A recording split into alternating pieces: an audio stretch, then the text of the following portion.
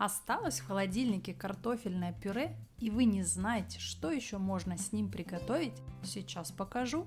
Домашний вкуснейший такос с сыром, картофелем и зеленью. Существует много вариаций тако, зависящих от начинки и способа приготовления. Всем привет! Я Света, вы на канале Home Food. Подпишитесь, если вы еще не со мной, и давайте готовить. Замешиваем тесто для тортильи.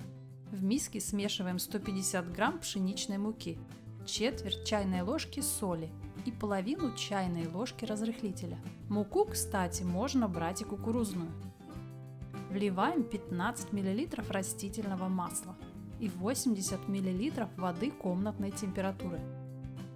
Замешиваем гладкое пресное тесто для лепешек.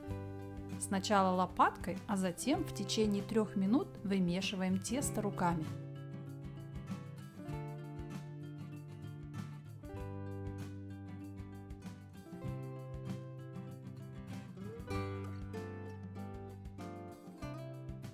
Мукой не присыпаем, оно получается гладкое и эластичное, к рукам практически не прилипает.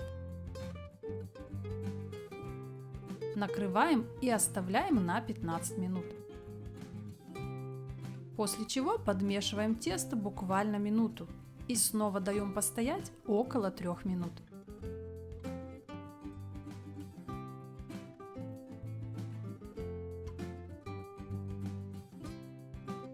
Готовое тесто делим на 5 равных частей и подкатываем каждый кусочек в шарик.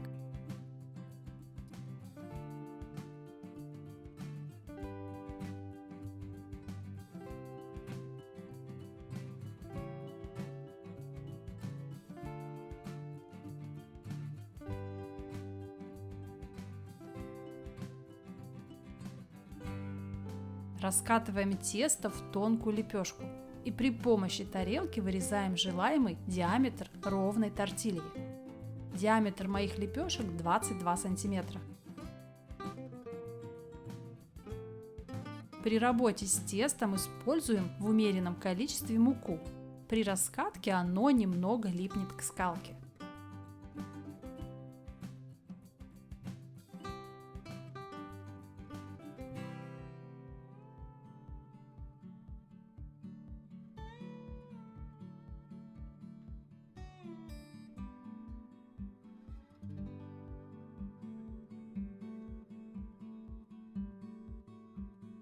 Обжариваем на сухой сковороде на среднем огне. С двух сторон буквально по 1,5-2 минуты. Главное не пересушить. Если лепешки немного получились суховатые, то сбрызгиваем чуть-чуть водой и накрываем полотенцем.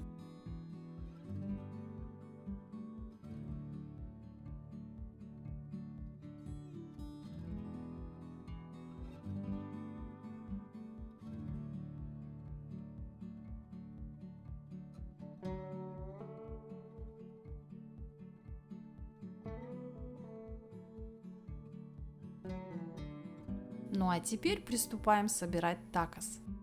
Смазываем готовую лепешку кетчупом. Одну половину посыпаем натертым сыром. Чем больше, тем вкуснее. Поверх распределяем картофельное пюре с обжаренным луком и укропом. И снова натертая моцарелла.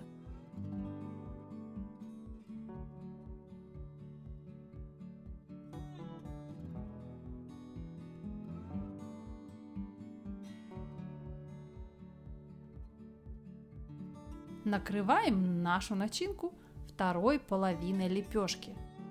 И вот получился мексиканский тако.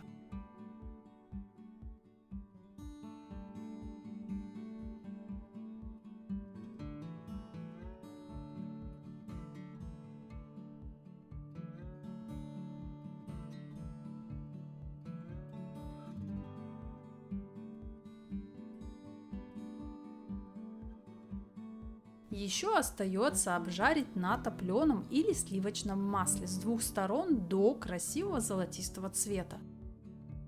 Делаем это на среднем огне. Получаются они очень сытными, аппетитными и вкусными.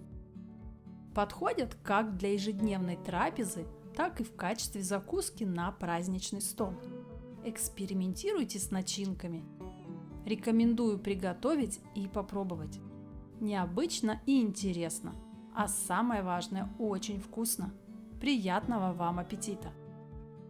Благодарю всех за просмотр. Ставьте лайки, подписывайтесь на мой канал, оставляйте свои комментарии и делитесь роликом с друзьями. Тем самым поддержите мой еще молодой канал.